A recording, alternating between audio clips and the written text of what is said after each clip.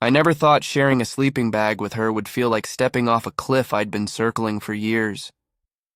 We'd camped together a dozen times before, me, Lila, and whoever else she'd dragged along with that infectious grin of hers. But this trip was different from the moment we left the city. Maybe it was the way she'd leaned across the console in my truck, humming along to the radio, her bare knee brushing my thigh every time I shifted gears. Or maybe it was just me, finally admitting the ache I'd carried since sophomore year of college, when she'd looked up from her sketchbook in the library and asked if I wanted to split a coffee. I'd said yes before I even registered the question. We were supposed to pitch tents on the ridge above Emerald Lake, the spot she'd marked with a red heart on the map months ago. But the forecast flipped at the last second, thunderstorms rolling in faster than any of us expected, and Lila, ever the optimist, insisted we push deeper into the national forest where the pines grew thick enough to break the wind. The others, two couples from her art program, claimed the bigger tents without discussion. That left us with the tiny two-person dome I'd bought on clearance 3 years ago, the one I'd never actually tested with another human being. I realized I'd forgotten my sleeping bag when I unzipped my pack and found nothing but a crumpled rain jacket and a half-eaten bag of gummy worms.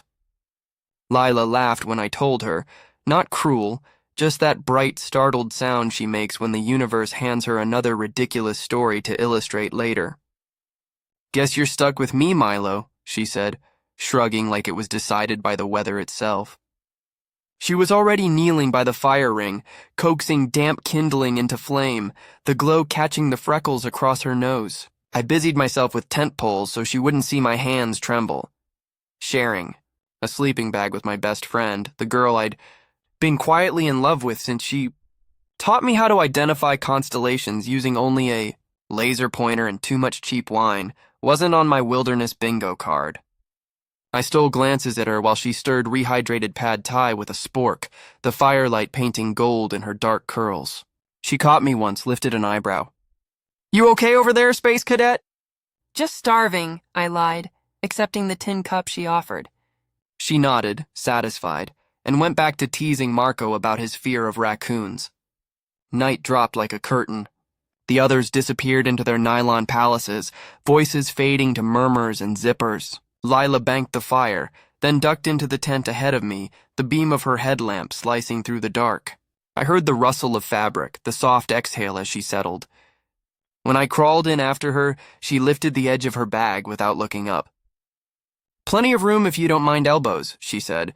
The warmth hit me like a drug. I kept my back to her, spine rigid, counting heartbeats the way I used to count sheep in high school. "It's fine," I told myself. "Just two friends staying alive." Except her breath grazed the nape of my neck every time she exhaled, and the forest outside sounded suddenly too quiet, like it was holding its breath with us. We met at orientation, both of us clutching lanyards and pretending we weren't overwhelmed. She wore overalls splattered with paint and asked if the rumor about free pizza was true. I mumbled something about the dining hall closing at 10. She laughed, looped her arm through mine, and declared we were getting lost together. We did. 3 wrong buildings and 1 locked art studio later, we found the pizza. She drew a tiny cartoon of me on a napkin. Huge eyes, anxious eyebrows, holding a slice like a shield. I still have it, tucked in the visor of my truck. Friendship with Lila was effortless and terrifying. She collected people the way other artists collect brushes, but she kept coming back to me. Late-night drives to nowhere, her bare feet on the dashboard. Sketching sessions in coffee shops where she'd steal my fries and leave charcoal smudges on my sleeves. She was the one who taught me to climb trees just to see the sunrise. Who dared me to jump into quarry lakes in November. Who packed extra batteries and emergency chocolate because Milo forgets he's allowed to take up space. I was the one who remembered her EpiPen, who learned the difference between cobalt and cerulean because she cared, who drove 4 hours to pick her up when her car died outside Tucson. This trip had been her idea, of course. "One last hurrah before finals," she'd said, waving the map like a battle flag. I agreed because saying no to Lila is like trying to stop a river with your hands. The plan was simple: hike, sketch, swim, drink terrible wine around a fire.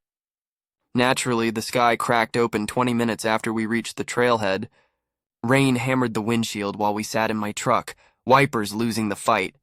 Lila rolled the window down anyway, stuck her tongue out to catch drops, then turned to me with raindrops clinging to her lashes. "Forests that way," she said, pointing into the dark green blur. Adventure doesn't cancel for weather. By the time we wrestled the tent up, we were soaked through. She wrung out her braid, water streaming down her wrists, and flopped onto the sleeping bag with a dramatic sigh. "Well, this is cozy." I peeled off my shirt, hung it from the ridgepole like a sad flag of surrender. "You say that now. Wait till your toes go numb." She propped herself on an elbow, watching me struggle with wet laces. "You're shaking." "Cold," I muttered. It wasn't a lie, but it wasn't the whole truth either. She dug through her pack, produced a crumpled space blanket that looked like it had survived a war. "Ta-da, emergency burrito wrap." I snorted despite myself. She scooted over, patted the bag. "Come on, Milo. Body heat's a thing. Science." I hesitated long enough for her to roll her eyes. "I don't bite unless provoked." The joke landed soft, but my pulse spiked anyway. I slid in beside her, every inch of space negotiated like a treaty. Our shoulders touched. Then our hips. Then, because the universe has a sense of humor, her knee found the hollow behind mine. The sleeping bag was rated for one Arctic explorer or two very optimistic friends. We were neither. "You're tense," she whispered. The lantern flickered, throwing shadows across the tent walls. Outside, thunder rolled like distant artillery. "Long day," I managed. She made a small sound, almost a laugh, and shifted closer. Her hair smelled like rain and wood smoke. I stared at the ceiling, counting condensation droplets the way I used to count ceiling tiles in detention. 1, 2, 3. Her fingers brushed my wrist, checking for cold. 4, 5. Her thumb traced the vein there, absent-minded, like she was sketching without paper. "Milo." "Yeah? You'd tell me if you were freaking out, right?" I swallowed. "Define freaking out." She was quiet long enough that I thought she'd fallen asleep. Then, "You've been weird since the trailhead." "Not bad weird, just offbeat," her voice dropped. "Did I do something?" The question gutted me. I turned my head. Her face was inches away, eyes reflecting the lantern's last gasp of light. "You didn't do anything," I said. My voice cracked on the last word. "Great." She studied me, artist slow, like she was memorizing the shape of my fear. "Okay," she said finally. "But you know you can, use your words with me. We've survived your driving and my cooking. We're basically bulletproof." I laughed, couldn't help it, and the sound loosened something in my chest. She smiled, small and real, then rolled onto her back. Our shoulders stayed touching. The storm raged on, but inside the tent it felt suddenly quieter, like the world had paused to listen. Sleep didn't come easy. Every shift of her body registered like a seismic event. At some point the lantern died, plunging us into darkness broken only by lightning flashes. In one strobe I saw her watching me, expression unreadable. In the next her eyes were closed, lashes dark against her cheeks. I told myself to close mine too. Instead I cataloged details, the way her fingers curled against her palm, the faint scar on her knuckle from a canvas stretcher, the soft exhale that stirred the hair at my temple. Sometime after midnight, the temperature plummeted. I woke shivering, teeth chattering loud enough to wake the dead.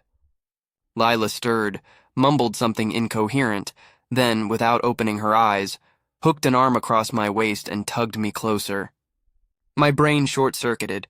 She tucked her head under my chin, legs tangling with mine like it was the most natural thing in the world. Her hair tickled my neck. I lay frozen, every nerve ending screaming, until her breathing evened out again. Only then did I let my arm settle around her, palm flat against the warm curve of her back. The shaking stopped. So did my heart, I think, for one endless second. Morning crept in gray and dripping. The rain had softened to mist. Birds argued overhead like nothing had happened. I woke to find Lila already half out of the bag, kneeling to restart the lantern. She glanced back, hair a wild halo, and grinned. "Rise and shine, Sleeping Beauty." "Coffee's on." I sat up too fast, blanket pooling around my waist. My shirt was somewhere across the tent. I grabbed it, cheeks burning. She didn't seem to notice, busy wrestling with the camp stove. But when I crawled out to help, she bumped my shoulder with hers. You snore, you know? I do not, do too. Like a baby chainsaw. She handed me a tin mug steaming with instant coffee. Our fingers brushed. She didn't pull away. But it's cute. The word hung between us, bright as the sunrise filtering through the trees. I took a sip to hide whatever expression was trying to crawl across my face. She watched me over theorem of her own mug, something thoughtful in her eyes. Then she tilted her head toward the trail. Race you to the ridge? Loser. Rim of her own mug. Something thoughtful in her eyes. Then she tilted her head toward the trail. Race you to the ridge? Loser carries the trash out. I won, barely, because she stopped halfway to sketch a fern unfurling in the mist. When I doubled back, she was crouched in the dirt, charcoal smudging her fingers. She looked up, caught my eye, and smiled like she'd been waiting. Knew you'd come find me, she said. Later, packing up camp, she found the napkin cartoon in my truck visor, the one from orientation, faded but intact. She held it up, eyebrows raised. You kept this? Souvenir, I mumbled. She tucked it into her pocket instead of teasing me, fingers lingering on the edge like it was something precious. On the drive home, she fell asleep against the window, mouth slightly open, one hand curled on the seat between us. I glanced over every few minutes, memorizing the way sunlight striped across her face. When we hit the highway, she stirred, stretched, then, casual as anything, laced her fingers through mine on the gear shift. No explanation. No big declaration. Just her thumb tracing slow circles across my knuckles while the radio played something soft and old. I didn't ask what it meant. Some things you let unfold like a sketch taking shape under careful hands, line by line, shade by shade, until the picture finally makes sense. For now, the warmth of her palm against mine was enough, more than enough. The rain hammered against the canvas of the tent, a relentless percussion that drowned out the world beyond the thin nylon walls. Eli lay rigid inside the double sleeping bag, every muscle taut, his breath shallow and uneven. The air was thick with the scent of damp pine and the faint musk of Nathan's jacket, tossed carelessly in the corner. They'd been friends since freshman year, 3 years of late-night study sessions, shared pizzas, and inside jokes, but tonight felt different. Tonight, the space between them was charged with something Eli couldn't name, something that made his skin prickle and his heart lurch like it was trying to escape his ribs. Nathan shifted beside him, the sleeping bag rustling as he rolled onto his side. You good, man? His voice was low, rough from the cold, cutting through the drone of the rain. Eli's pulse spiked. He hadn't realized his hands were clenched into fists, knuckles white against the fabric. Yeah, Eli muttered, forcing his fingers to unclench. Just cold. It was a lie and a bad one. The sleeping bag was warm, their bodies pressed close to share heat in the cramped tent. Too close. Nathan's knee brushed against Eli's thigh, a fleeting contact that sent a jolt through him. He swallowed hard, staring at the sagging ceiling of the tent, where shadows danced in the flicker of the LED lantern. You're tense as hell, Nathan said, propping himself up on one elbow. The lantern light carved sharp angles across his face, high cheekbones, the faint scar above his left eyebrow from a skateboarding mishap sophomore year. His dark eyes were soft, searching, and Eli felt exposed under their weight. Relax, Eli, it's just us out here, just us. The words echoed in Eli's mind, heavy with meaning he didn't dare unpack. He forced a nod, his throat tight. Sorry, he said, the apology slipping out before he could stop it. Nathan's brow furrowed. He reached over, his hand landing on Eli's forearm, warm and steady. You gotta stop doing that, he said, his voice softer now, almost a murmur. Apologizing for nothing. Eli's breath hitched. Nathan's hand didn't move, his thumb resting lightly against Eli's skin, sending a slow burn up his arm. He wanted to laugh at the absurdity of it, Nathan, oblivious, touching him like it was nothing, while Eli's entire world tilted on its axis. They'd shared this sleeping bag out of necessity. The gear shop had screwed up their order, sending only one double bag instead of two singles. "It'll be fine," Nathan had said with a grin, tossing his pack into the tent. "We're not going to freeze." But Eli wasn't cold.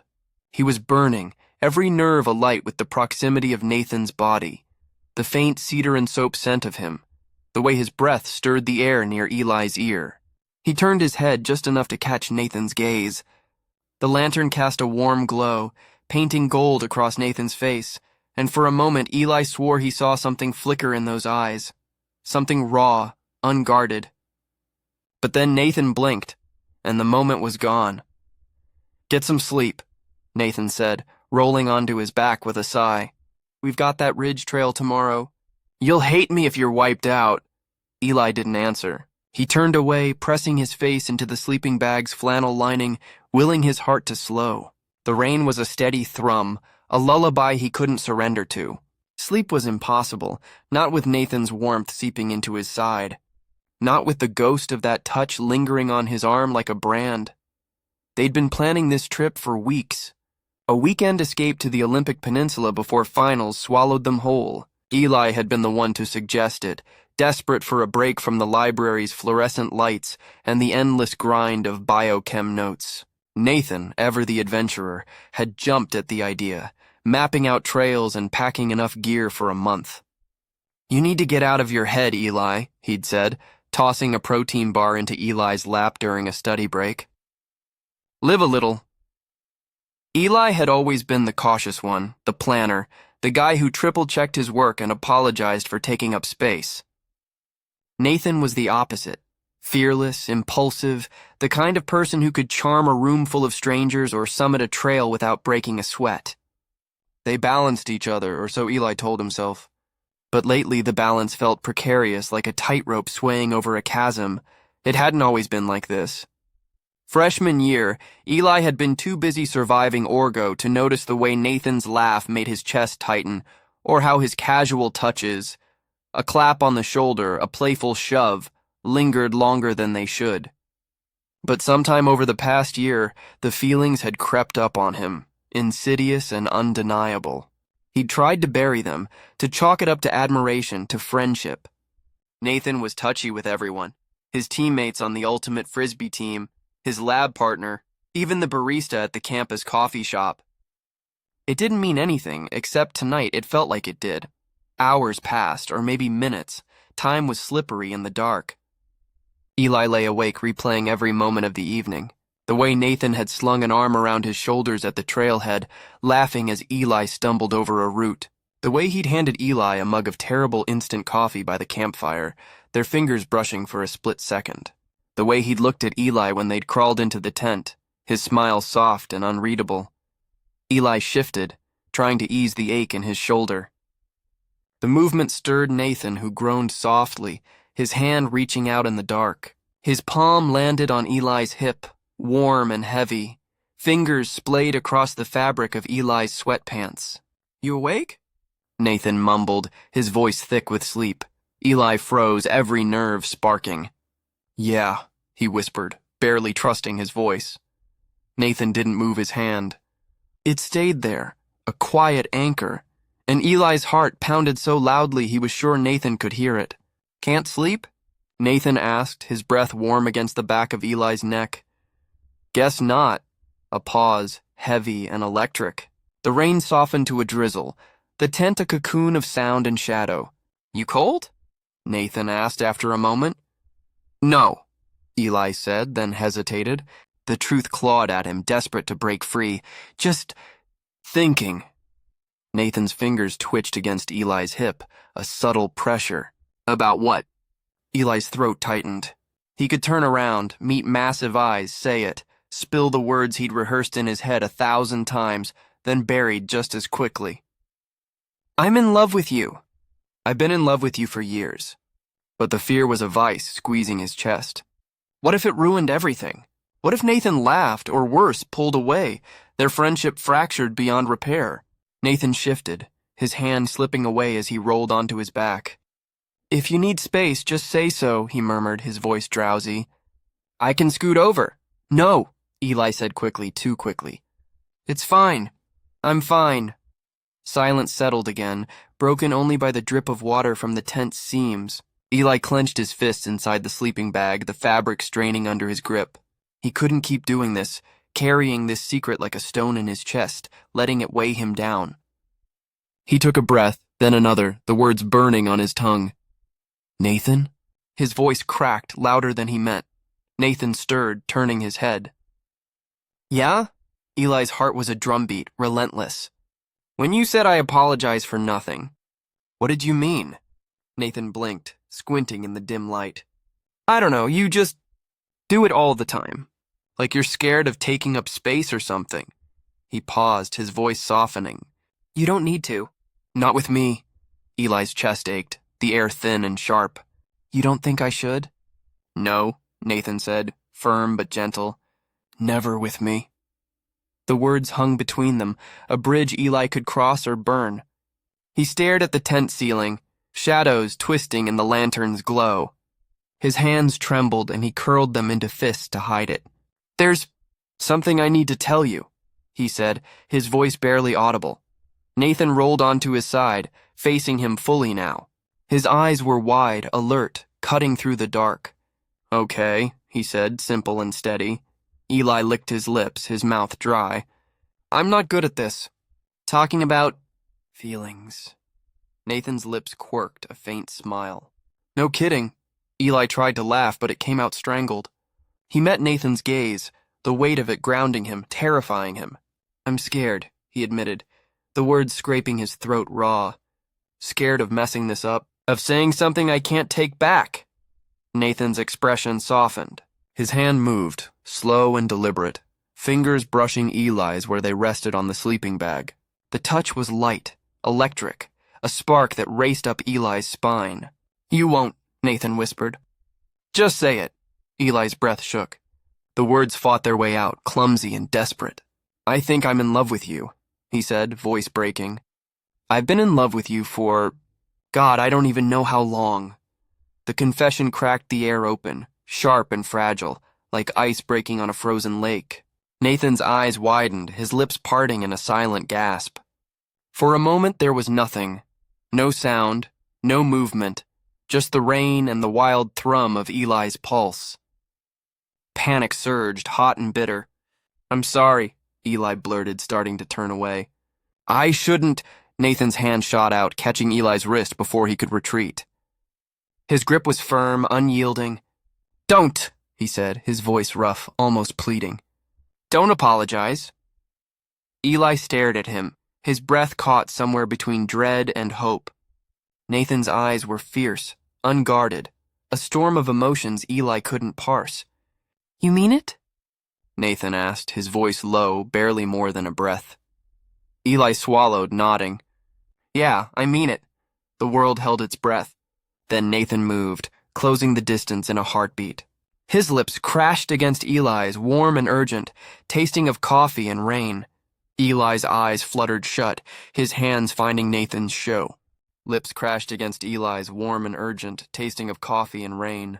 Eli's eyes fluttered shut, his hands finding Nathan's shoulders, clutching like he might vanish. The kiss was messy, raw, a collision of pent-up longing and relief. Nathan's hand slid to Eli's waist, pulling him closer, the sleeping bag tangling around them.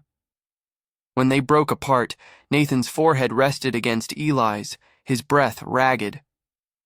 I've been waiting for you to say that, he whispered, his voice trembling. For years. Eli's eyes snapped open, meeting Nathan's. You... What? Nathan laughed, soft and shaky, his thumb brushing Eli's cheek. Yeah, Eli. I've been in love with you since, sophomore year. You're oblivious, you know that? Eli's laugh was half a sob, relief flooding him like sunlight. You never said anything. Neither did you, Nathan shot back, grinning. Thought you'd freak out. Eli shook his head, the smile spreading across his face, wide and unguarded. Nathan leaned in, kissing him again, slower this time, savoring. The rain faded to a whisper, the world shrinking to the warmth of their bodies, the tangle of limbs, the quiet certainty of something new. The next morning, the forest was drenched in mist, the air sharp with pine and wet earth. Eli and Nathan emerged from the tent, bleary-eyed but buoyant, their hands brushing as they packed up camp. The ridge trail loomed ahead, steep and unforgiving, but Eli felt lighter than he had in years. Nathan caught his eye, flashing a grin that made Eli's heart stutter. "Ready for this?" Nathan asked, slinging his pack over his shoulder. Eli nodded, his smile steady. "Yeah, with you? Always." They set off into the trees, the path winding upward through moss and shadow, their footsteps falling in sync. The weight of unspoken words was gone, replaced by something brighter, something real. And as the sun broke through the clouds, painting the forest gold, Eli knew they'd figure it out. One step, one kiss, one day at a time. This version expands the original by roughly doubling the length, adding rich sensory details, backstory about Eli and Nathan's friendship, and a resolution that carries into the next day. The emotional arc remains intact, the tension of unspoken love, the fear of confession, and the joy of mutual feelings revealed. Let me know if you'd like further tweaks or a different direction. The rain hammered the nylon roof like it had a personal grudge. I lay rigid in my sleeping bag, teeth chattering, every gust of wind rattling the tent poles like bones in a box. Across the narrow space, Lena's silhouette shifted again. She'd been restless for an hour, pretending to sleep while the storm tried to peel the forest apart. "Jesus, Sage," she finally muttered, voice low but sharp enough to cut through the thunder. "You're shivering so hard the ground's vibrating." "I'm fine," I lied. My pride was the only thing still warm. She sat up. The dim glow from her headlamp painted her face in stark shadows, cheekbones sharp, eyes narrowed. "You're not fine. You're turning into a popsicle." Before I could protest, she unzipped her bag with a decisive rip and scooted closer. "Move over," I stared. "What are you—" "Body heat," she said like it was a mission briefing. "Unless you'd rather freeze to prove a point." I didn't have a point left to prove. The cold had won. I shifted and she slid in beside me, the sleeping bag barely big enough for one, let alone two. Her knee knocked mine. Her hair smelled like pine needles and campfire smoke. She tugged the zipper up around us both, trapping our warmth in a cocoon that suddenly felt too small and too necessary. "Better?" she asked, breath warm against my ear. I managed a nod. My heartbeat was louder than the rain now. We didn't speak for a long time. The storm raged, but inside the tent, the air thickened with something else, something that had been simmering for months, maybe years. Lena and I had been friends since we were 15, trading sarcastic barbs and inside jokes like currency. We'd backpacked the Appalachian Trail together, survived food poisoning in the Smokies, argued over whose turn it was to carry the bear canister. She knew I hated thunderstorms. I knew she pretended not to be afraid of heights. We'd never needed more than that. Until tonight. Her hand found mine under the fabric, fingers threading through mine like it was the most natural thing. I froze. She didn't. She squeezed once, firm, like she was testing if I'd pull away. "I didn't, Sage," she said quietly. "Look at me." I turned my head. Her eyes were dark in the low light, unreadable. The space between us was maybe 6 inches, but it felt like a canyon. "I'm looking," I whispered. She leaned in, slowly, giving me every chance to stop her. I didn't. Her lips brushed mine, soft, tentative, tasting faintly of mint chapstick and rain. My breath caught. She pulled back an inch, searching my face. "Okay?" she asked. I nodded, throat tight. "Yeah," this time I kissed her. It wasn't fireworks or violins. It was clumsy and real. Teeth bumping, noses squishing, a soft laugh escaping her when I accidentally exhaled through my nose too hard. But then her hand slid to the back of my neck, anchoring me, and the kiss deepened. The storm outside faded to static. There was only the heat of her mouth, the scrape of her thumbnail against my scalp, the way her body fit against mine like we'd been carved from the same piece of wood. When we broke apart, foreheads still touching, she let out a shaky laugh. "Well, that happened." "Yeah," I said, voice rough. "It did." She traced my jaw with her thumb, eyes crinkling. "Guess we should have shared a sleeping bag years ago." I huffed a laugh, the sound wobbly. Guess so. We stayed tangled like that, limbs overlapping, rain drumming a lullaby against the tent. Her heartbeat thudded steady under my palm where it rested on her chest. Mine raced to catch up. Neither of us moved to break the moment.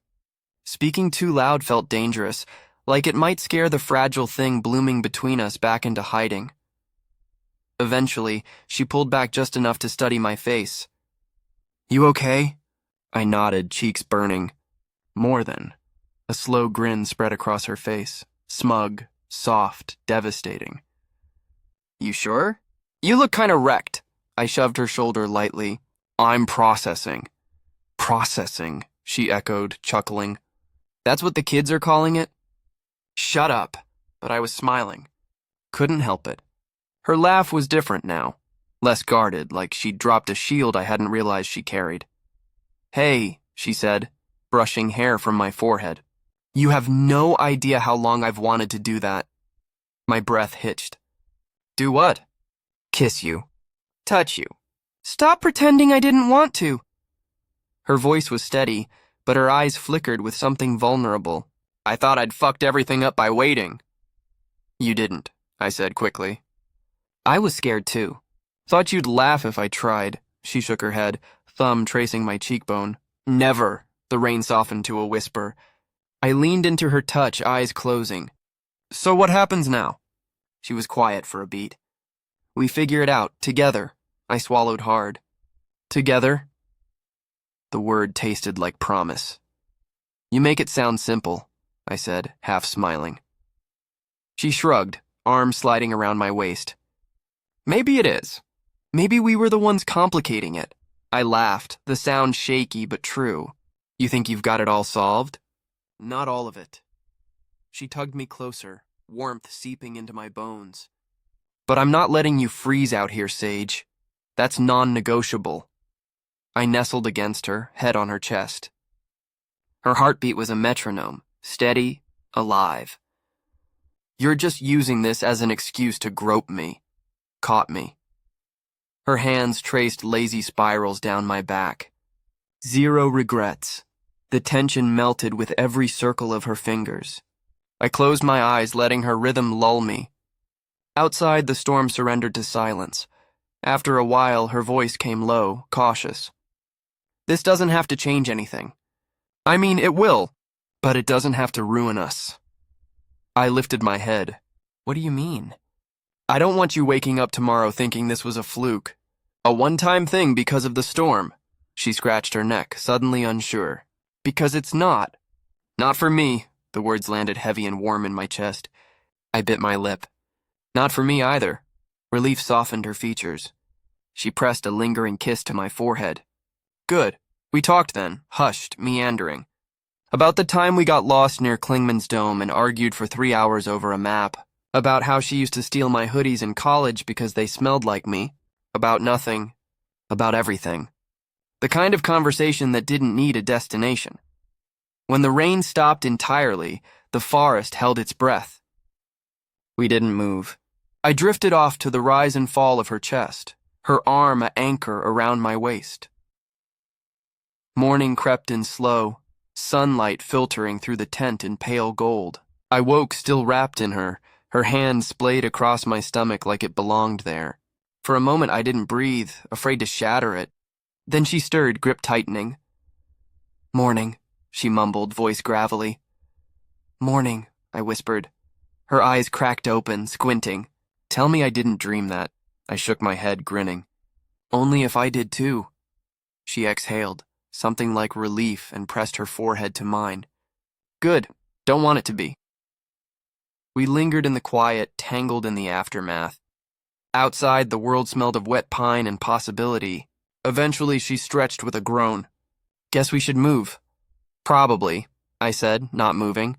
She smirked. "Or we stay here.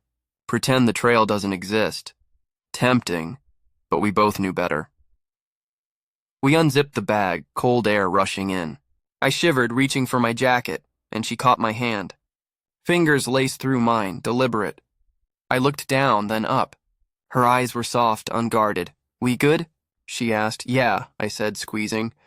"We're good," We stepped out together, hands clasped. The sky was washed clean, clouds thin and drifting. The forest steamed gently in the sun. She glanced at me, grip tightening.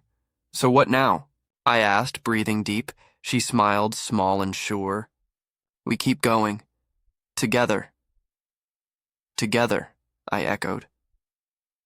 We walked back to camp like that, fingers intertwined, boots crunching on wet leaves. It wasn't fireworks. It was better. It was real. And as the trail stretched ahead, wide and wild in hours, I knew this was just the beginning. Wasn't fireworks. It was better. It was real.